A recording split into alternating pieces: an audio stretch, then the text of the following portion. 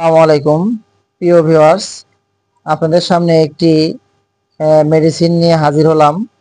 আপনারা দেখতে পাচ্ছেন জিপসিআই কেন খাবেন, কি পরিমাণ খাবেন, কারা খাবেন, বিস্তারিত আপনাদের এই সম্বন্ধে আলোচনা করব।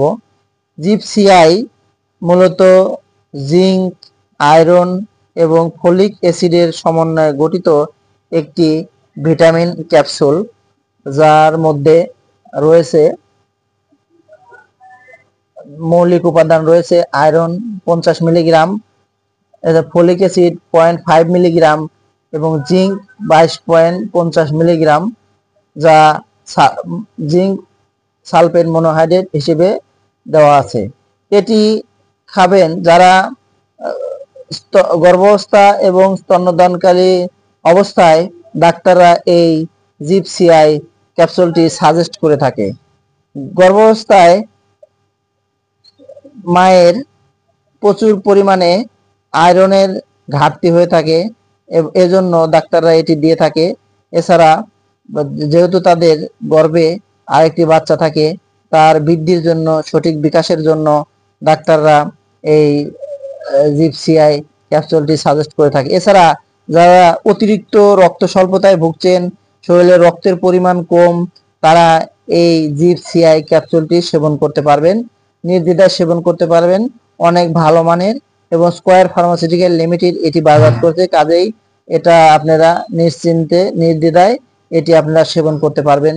তবে সব ওষুধেরই একটি পার্শ্ব প্রতিক্রিয়া থাকে, কাজেই এর পার্শ্ব প্রতিক্রিয়া আছে।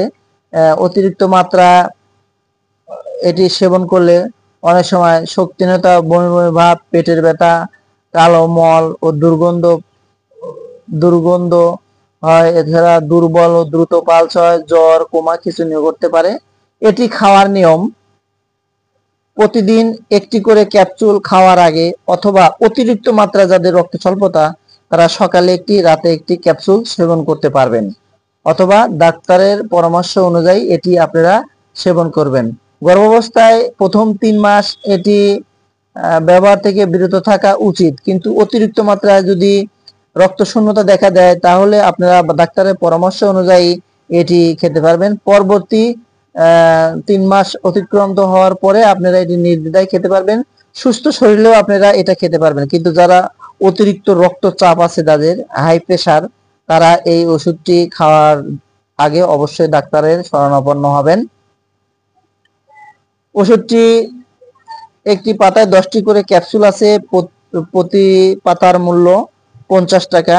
আপনারা নিকটস্থ যে কোনো ফার্মেসি থেকে এটি সংগ্রহ করতে পারবেন। আর যে কোনো ওষুধ খাওয়ার পূর্বে অবশ্যই ডাক্তারের পরামর্শ অনুযায়ী সেবন করার চেষ্টা করবেন। আর আমার ভিডিওটি যদি ভালো লাগে, চ্যানেলটি সাবস্ক্রাইব করবেন। তো বন্ধুরা, ভালো থাকবেন। আজ এ পর্যন্তই। আসসালামু আলাইকুম।